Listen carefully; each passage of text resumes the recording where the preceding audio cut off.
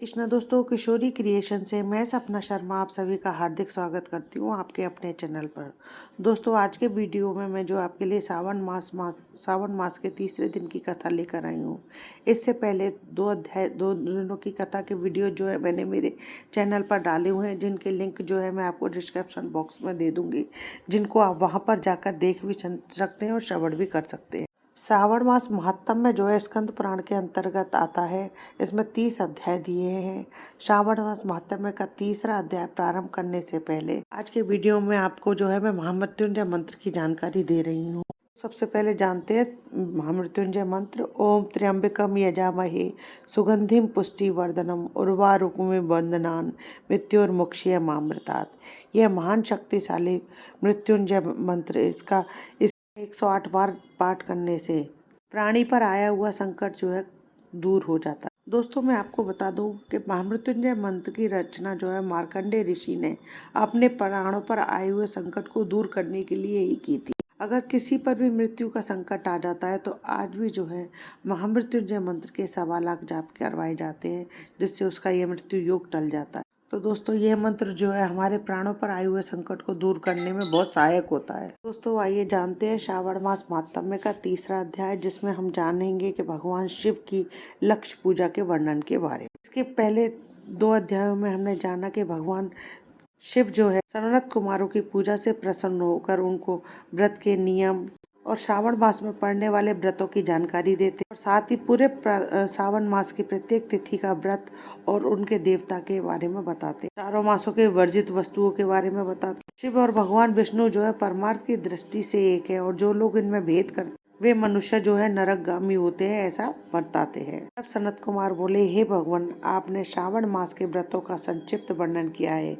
हे स्वामिन, इससे हमारी तृप्ति नहीं हो रही है, अतः आप कृपा करके विस्तार से वर्णन करें, जिसे सुनकर हे सुरेश्वर मैं कृतकृत्य हो जाऊं। ईश्वर बोले, हे योगी, जो बुद्धिमान भक्त व्रत के द्वारा श्रावण मास को व्यतीत करता है वह 12 महीने में नक्त व्रत करने का फल गामी होता है। नक्त व्रत के दिन की समाप्ति के पूर्व सन्यासियों के लिए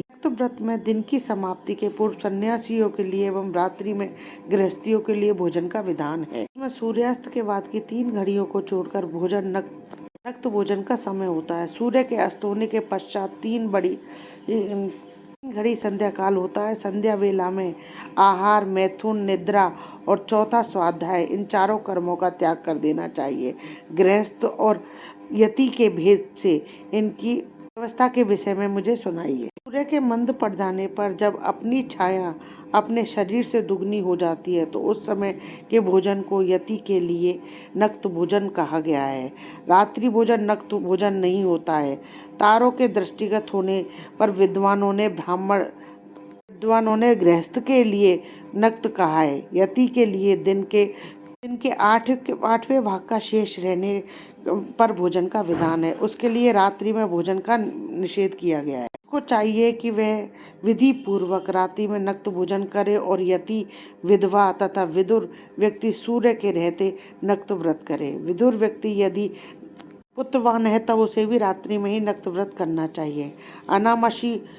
आश्रमी हो अथवा पत्नी रहित हो अथवा पुत्रवान हो, उन्हें रात्रि में नक्त भोजन करना चाहिए। इस प्रकार बुद्धिमान मनुष्य को अपने अधिकार के अनुसार नक्त व्रत करना चाहिए। इस मास में नक्त व्रत करने वाला व्यक्ति परम गति को प्राप्त करता है। मैं प्रातःकाल स्नान करूंगा, ब्रह्मचर्य व्रत का पालन करूंगा, नक्त भोजन करूंगा, पृथ्वी पर सोऊंगा और प्राणियों पर दया करूंगा। देव, इस व्रत के प्रारंभ करने पर यदि मैं मर जाऊं तो हे जगतपते, आपकी कृपा से मेरा व्रत पूर्ण है। ऐसा संकल्प करके बुद्धिमान व्यक्ति को श्रावण मास में प्रतिदिन नक्त व्रत करना चाहिए। इस प्रकार नक्त व्रत करने वाला मुझे अत्यंत प्रिय होता है। ब्राह्मण के द्वारा अथवा स्वयं ही रुद्र, महारुद्र और रुद्र मंत्र से महीने भर प्रतिदिन अभिषेक करना चाहिए।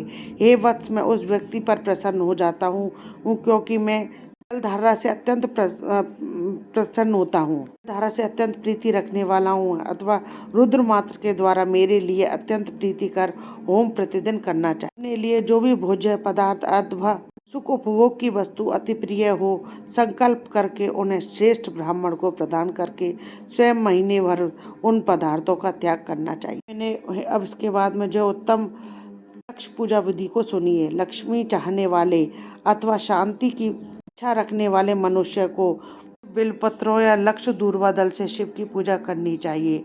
आयु की कामना करने वालों को यथाशक्ति चंपा के लक्ष्य पुष्पों से पूजा करनी चाहिए। विद्या चाहने वाले व्यक्ति को मल्लिका या चमेली के पुष्पों से श्री हरि की पूजा करनी चाहिए। शिव तथा विष्णु की प्रसन्नता तुलसी के दलों से सिद्ध होती है। की कामना करने वाले को कटेरी के दलों से शिव तथा विष्णु का पूजन करना चाहिए। बुरे सपने की शांति के लिए धान्य से पूजन करना प्रशस्त होता है। समस्त निर्मित किए गए रंगवल्ली आदि से विभिन्न रंगों से रचित पद्म, स्वस्तिक और चक्र आदि से प्रभु की पूजा करनी चाहिए। इस प्रकार सभी मनोरथों की सिद्धि के लिए सभी प्रकार के पुष्पों से यदि मनुष्य लक्ष्य पूजा करे तो वह उससे शिव जी प्रसन्न होते हैं। उसके बाद में जो है उद्यापन करना चाहिए, मंडप निर्माण करना चाहिए और मंडप के भाग परिमाण में वेदी बनानी चाहिए।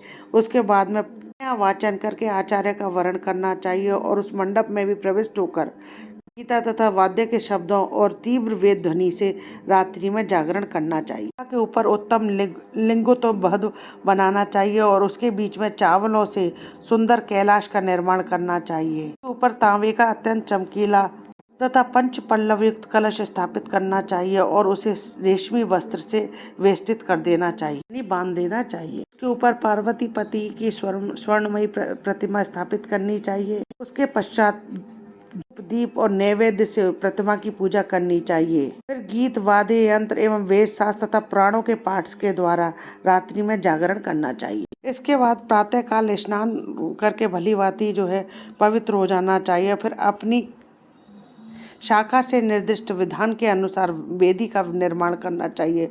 उसके बाद में मूल मंत्र से या फिर गायत्री मंत्र से या फिर शिव के सहस्त्र नामों के द्वारा तिल और खीर से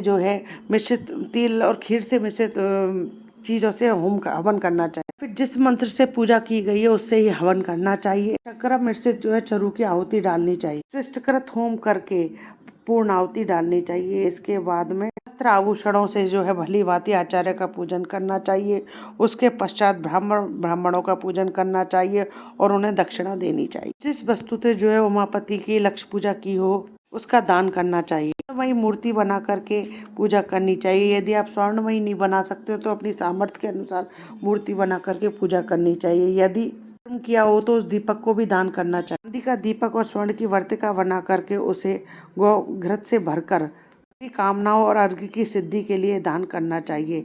इसके बाद में प्रभु से क्षमा प्रार्थना करनी चाहिए और अंत में 100 ब्राह्मणों को जो है भोजन कराना चाहिए। हे मुने, जो व्यक्ति इस प्रकार से प्रभु की पूजा करते हैं मैं उन पर प्रसन्न होता हूँ और उसमें से भी जो सावन मास में पूजा करते हैं उनका तो अनंत फल होता है। अपने अत्यंत प्रिय वस्तु को मुझे अर्पण करने के लिए त्यागता है।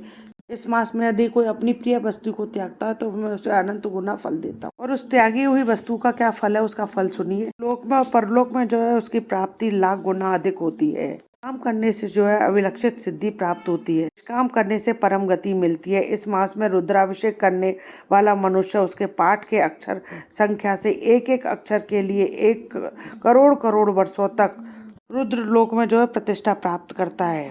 पंचामत अभिषेक करने से जो है मनुष्य अमरत्व को प्राप्त करता है। जो मनुष्य भूमि पर शयन करता है उसका फल सुनिए। श्रेष्ठ वे मनुष्य 9 प्रकार के रत्नों में से बड़ी सुंदर वस्त्रों से आच्छादित, बिछे हुए कोमल गद्दों से सुशोभित, तकियों से युक्त और रमणीय स्त्रियों से विभूत रत्न निर्मित दीपों से मंडित तथा अत्यंत मृदु तथा गरुणाकर वालमणि निर्मित अथवा हाथी दांत की बनी हो अथवा चंदन की बनी हो उत्तम और शुभ शैया प्राप्त करता है। मास में जो है ब्रह्मचर्य का पालन करने से वीर्य की दृढ़ पुष्टि होती है।